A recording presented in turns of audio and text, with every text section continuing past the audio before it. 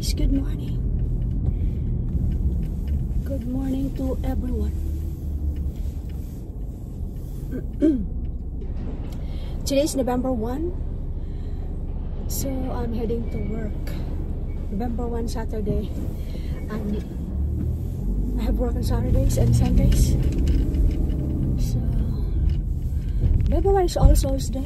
All Souls Day. All Souls Day today. And tomorrow, November 2, All Saints Day.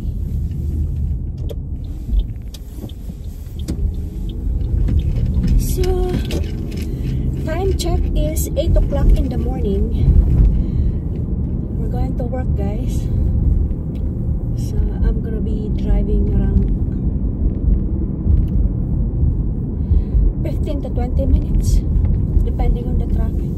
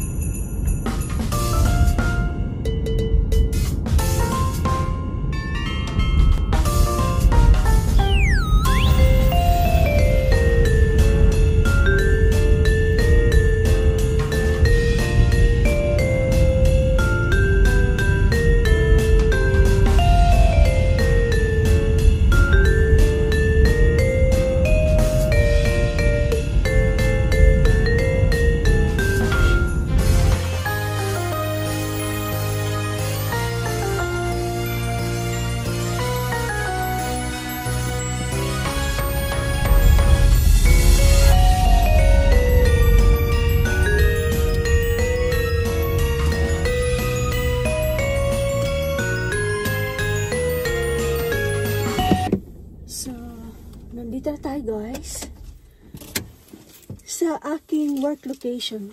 So ang unang ang unang client ko is nandito lang nakatira. Si Mr. No need to mention kasi bawal sabihin. So mag-sign in muna tayo.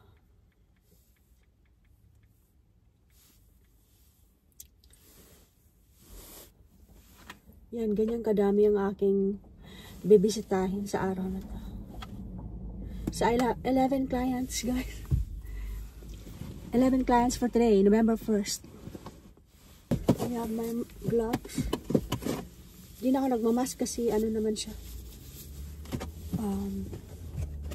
Malinis naman ang bahay. Okay, let's go, guys.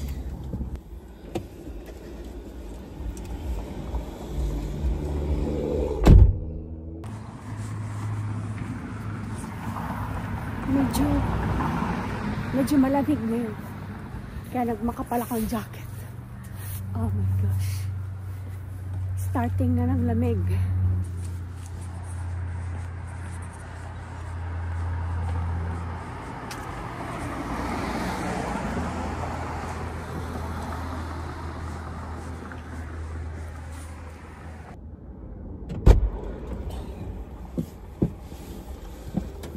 Whew.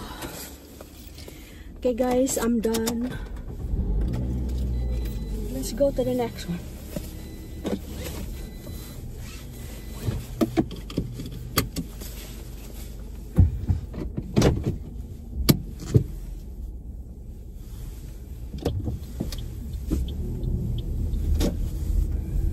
Okay. So, ang bilis ko lang. Ilang minutes ko lang yung trabaho. 15 minutes. Hindi nga 15 minutes, 10 minutes lang. Ano lang ang ginawa ko, konting punas-punas, tapos breakfast. So ganito trabaho, guys. Pag ano mo na, gamay mo na yung trabaho, ang bilis mo matapos. 10 minutes ko lang natapos ko na. Ang time ko sa kanya is an hour. So an hour time is only 10 minutes. Pero bayad ka no na for an hour paid. So ang oras ko is mabilis. Let's say meron akong 11 clients in one day. Supposed to be matatapos ko yan mga alas 9 sa gabi. Nakaka-uwi ako ng mas early than that. Mga 6 o'clock I'm done, guys. I'm going home by the time.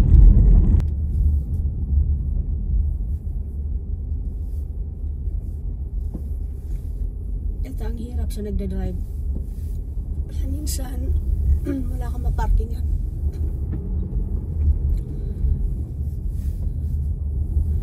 I'm gonna park on this side, see how it goes. It's gonna go quick.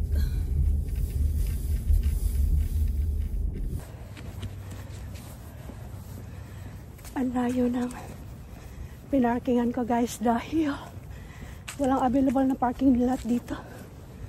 Yun ang mahirap sa nagdadrive.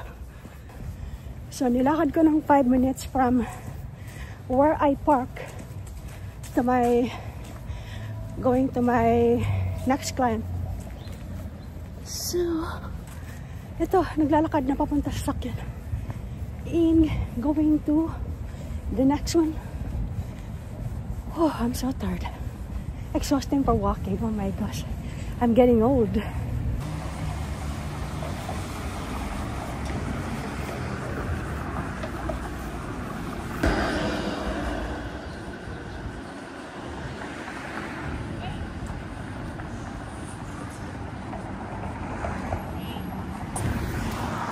Hi guys, ito, naglalakad din naman ako dahil nagpark din naman ako sa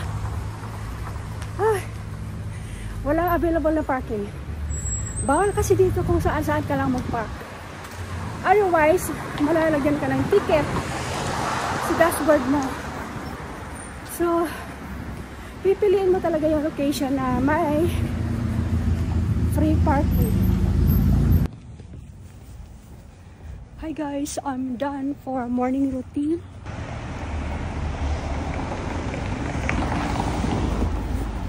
Dito sa Canada, siniseryoso talaga ang mga Halloween decoration during Halloween.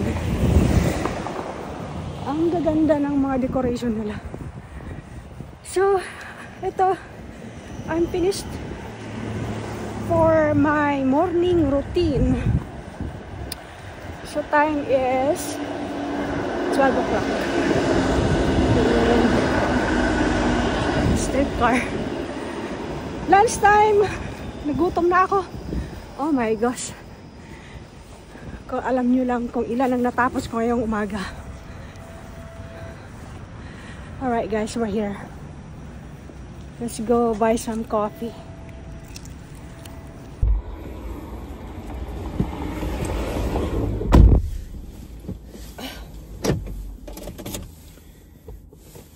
Mag-lunch na tayo. Nagutom na ako. Let's go. I need some coffee. Punta tayo sa McDonald's.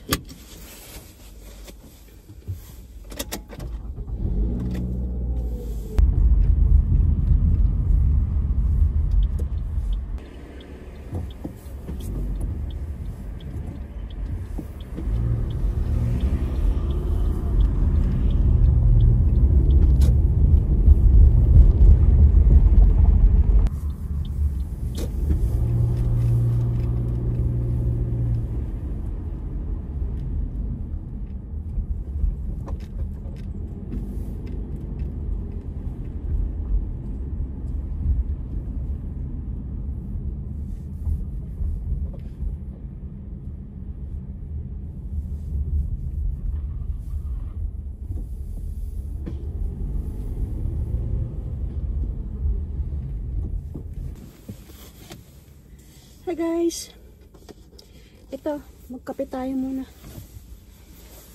Magkape sa McDo.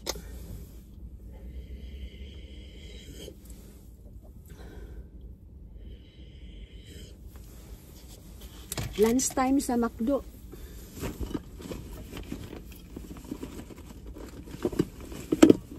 Ito yung baon ko sandwich. Ay!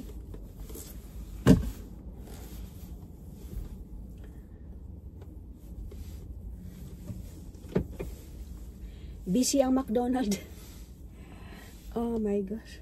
But I made my own sandwich.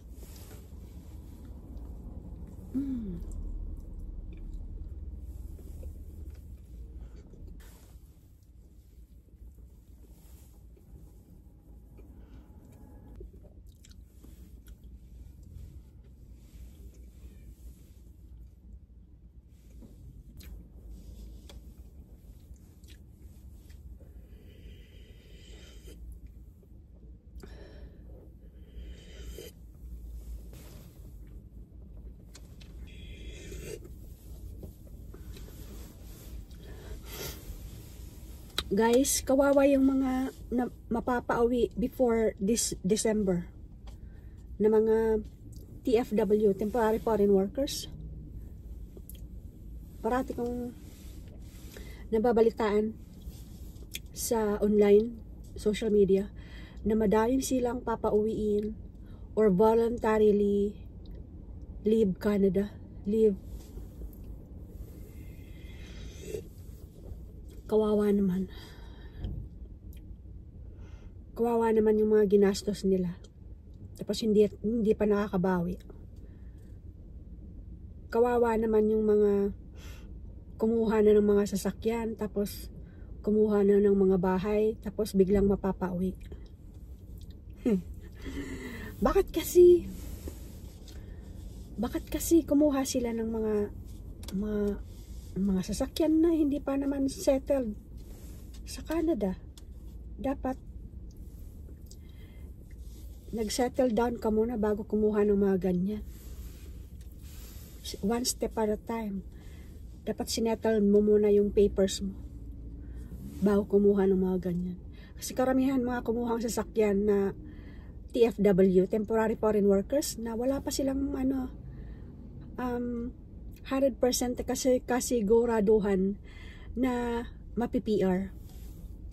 So yun, mapapauwi, madami silang mapapauwi. May nabasa na naman ako sa social media na dito sa Ontario, hindi ka makakapag-PR kung wala kang 1 year experience for driving in Canada and also license. Nabasa ko dun sa ni Ford na ICC group dito lang sa Ontario, ha. Ewan ko lang sa ibang mga provinces. Sabi nila hindi ka pwedeng mag-PR kung wala kang 1 year experience driving in Canada and license G1, G2 something. Yun yung nabasa ko. Humihigpit na talaga. Higpitan na. Dati noon, nung kami walang mga ganito eh. Back 2007 ako dumating. Sobrang smooth pa ng immigration. Walang mga chichiboreche. Kahit sa work, sa mga trabaho, kung naghahanap ka ng PSW job, kahit na may may certificate, hindi ka ma-hire dahil hinahanapan na ngayon ng driving license. Tapos hinahanapan ka na rin ng 1 year experience as PSW dito sa Canada, ha. Matindi na rin ang screening ng mga agency. What the heck? Okay guys, let's go.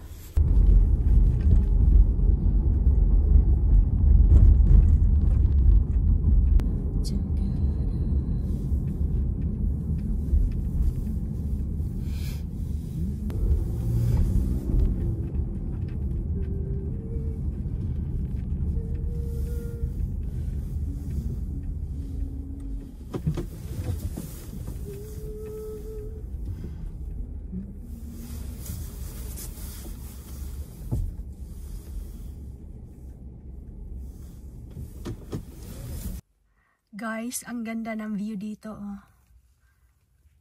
I love it. Guys, nandito na tayo sa may may pang 1 o'clock ko na client. Ang ganda ng dinaanan natin, no? Ang gandang kulay ng mga puno. Ang time ko kasi dito 3 hours, kaya long hours. Boring pag long hours. But maganda pag mga 1 hour lang. Oh my gosh. Okay guys, let's go. Hi guys. Time check is 5 o'clock. Naghihintay ako ng 30 minutes dahil may additional ako ng isa. So, instead of 11, nadagdagan ng isa, naging 1 dosena. So, ang time ko dito is, 6 o'clock. Ayaw magpapasok ng maaga. Medyo sensitive at sa oras. Additional siya sa akin. Hindi siya permanent. Oh my goodness. Tinawagan ko kanina. Pwede bang, pasokan ko ng maaga? Oh no, she's gonna have dinner for 5:30. And then, 6 o'clock she will be finished. 6 o'clock daw. Andyan lang naman sa dulo ang bahay. Doon sa pinakadulo. Yung sa gitna na isa. Across the street. So yun ang pupuntahan ko. And then ang last is all the way Queen. Ang layo. Queen and Woodbine by the beach. So yun ang last ko, 7 o'clock. 7 to 8. Oh my gulay. So mabilis lang naman yun kasi ano lang naman ang gagawin ko sa kanya. Palit diaper. So palit diaper, after that, finished, done. Mga 10 minutes lang yun, tapos na. So yun ang hinihintay-hintay ko. Ito lang kasi medyo malayo-layo eh.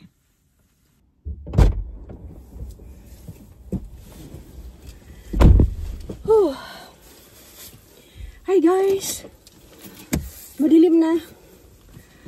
Finally, I'm done already. For all those 12 people.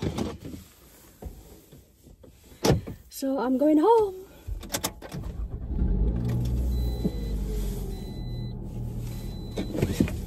Oh my God. Tingnan muna natin. Time check is 7:55.